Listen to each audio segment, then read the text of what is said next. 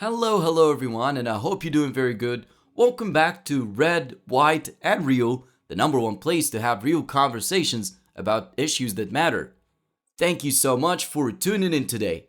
I'm super excited because we're diving into a topic that sparks a lot of debate, emotions, and personal stories. Today's topic: abortion in America. This is a conversation that people are passionate about on both sides, and today we're going to explore different perspectives with an open mind, joining me as two guests. First, we have Elena Spencer, a writer and activist who supports reproductive rights. She believes abortion is a personal decision and should remain legal, safe, and accessible. She works with organizations that help people access reproductive health care. Thank you so much for the invitation. It's truly a pleasure to be here with you today.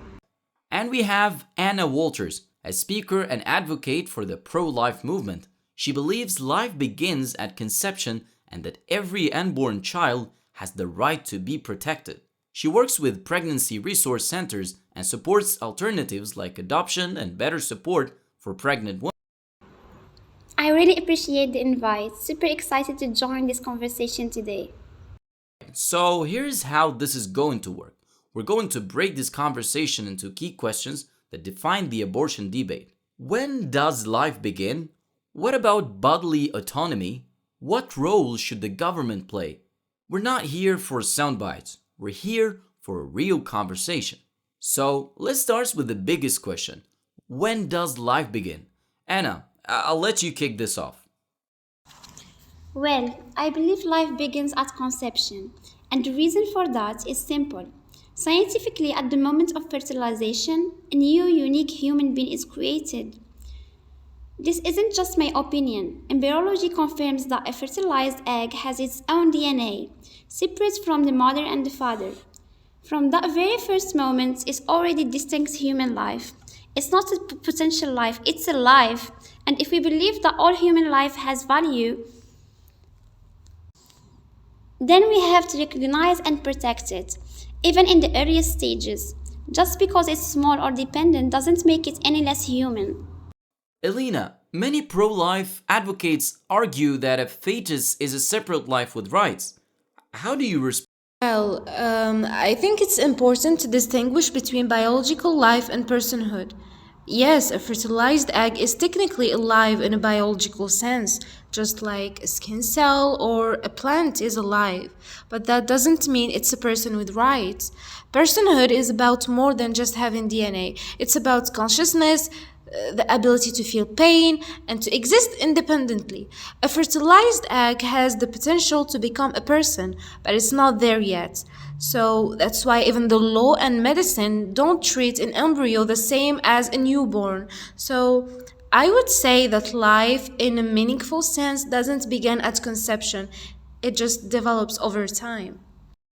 But Elena, a fertilized egg isn't just like a skin cell. A skin cell won't grow into a baby on its own, but zygote will, given the right conditions. It's already on the path to becoming a fully developed human. That's why I believe life starts there. I understand that, but viability matters too. A fertilized egg on its own can't survive, even in the early weeks. It's completely dependent on the pregnant person's body. If something can't survive independently, should it really be given the same rights as a person who can? A newborn baby also depends on others to survive. It can't feed itself or live on its own, but we still recognize that it has rights. So, just because a fetus relies on its mother doesn't mean it's not a human life that matters. There's a huge difference though. A newborn doesn't need to use someone else's body to survive. The issue here isn't just about whether a fetus is alive, it's about whether the government can force someone to keep another life inside them. So, even if you believe life starts at conception, does that mean a pregnant person loses control over their own body? So, this is my question. I see your points, but with rare exceptions like rape, people understand that sex can lead to pregnancy. That decision comes with responsibility, and if there is a human life involved, don't we have an obligation to protect it? But pregnancy isn't just a minor responsibility. It changes your entire life, your health, and even your future. So, we don't force people to donate kidneys to save lives, even if it could save someone else. So, why should a pregnant person be forced to go through 9 months of physical, emotional, and financial strain for a fetus that can't even survive on its own? So, Because, unlike kidney donation, pregnancy is a natural process that results from human reproduction. The way I see it, if we can agree that life begins at conception, then abortion is ending that life. And if we wouldn't allow that after birth, why should we allow it before? but that's the thing. We don't all agree on when life begins in a way that gives legal rights. That's why this should be a personal decision, not a legal one. Some people believe life starts at conception, others believe it starts at viability, and others believe it starts at birth. In a country that values personal freedom like America, shouldn't we let individuals make that decision for themselves? Let's talk about the role of government. Should abortion be regulated by law? Well, the government's main job is to protect life, right? We already have laws that prevent people from killing others, even if it's inconvenient. If we believe that an unborn baby is a human life, then why should abortion be an exception? We protect newborns, we protect people in comas, we protect the elderly. Why not protect the unborn? But the government also has a responsibility to protect personal freedoms. There's a difference between protecting a person from being killed by someone else and forcing someone to carry a pregnancy against their will. The government shouldn't be making medical decisions for individuals. But laws dictate what's right and wrong all the time. We don't allow parents to neglect or harm their children just because they have personal freedom. If we see abortion as ending a human life, then it makes sense for the government to step in.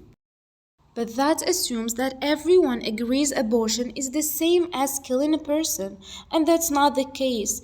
People have different beliefs about when life begins and whether a fetus has rights equal to a pregnant person. Shouldn't the government stay out of such a personal and deeply moral decision? But isn't that the same argument people used against ending slavery?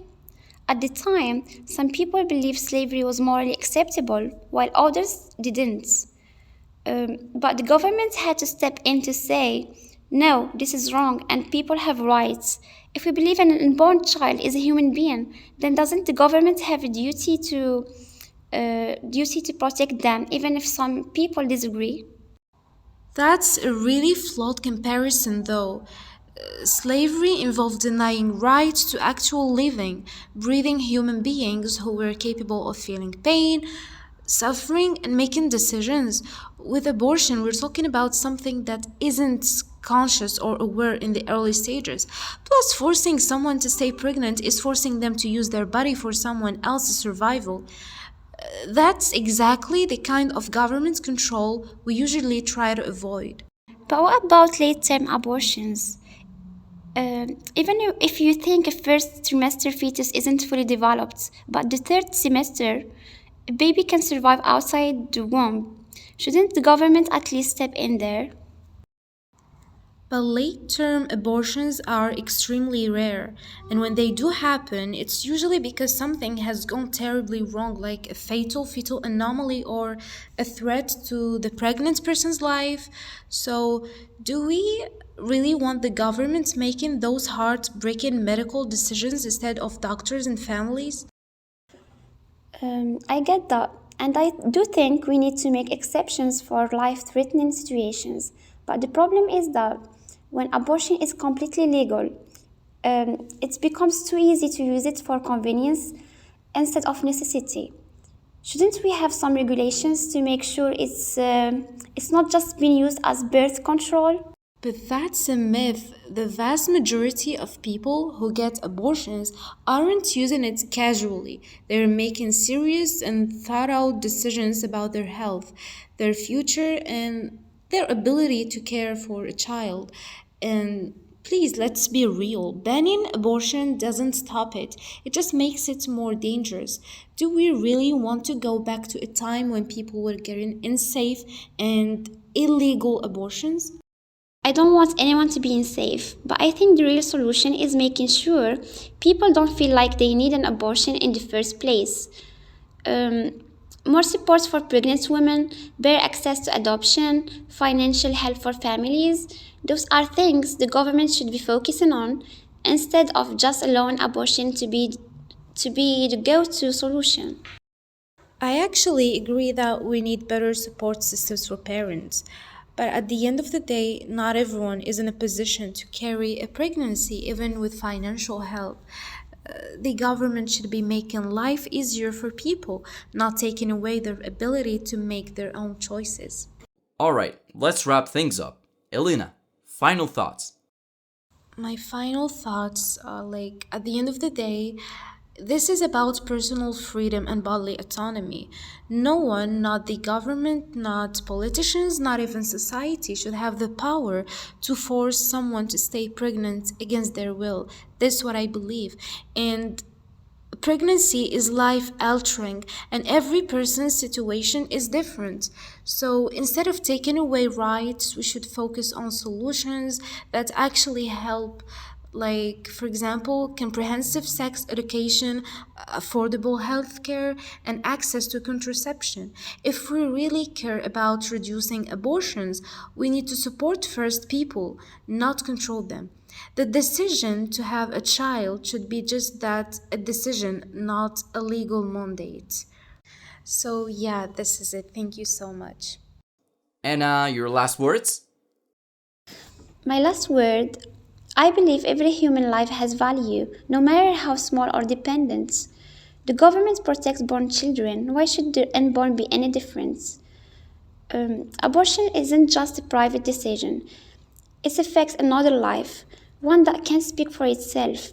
Instead of normalizing abortion, we should be working to create a society where no one feels like they have to choose it, where women have real supports, real resources, and alternatives. Protecting life and empowering women shouldn't be seen as opposites. We can and should do both.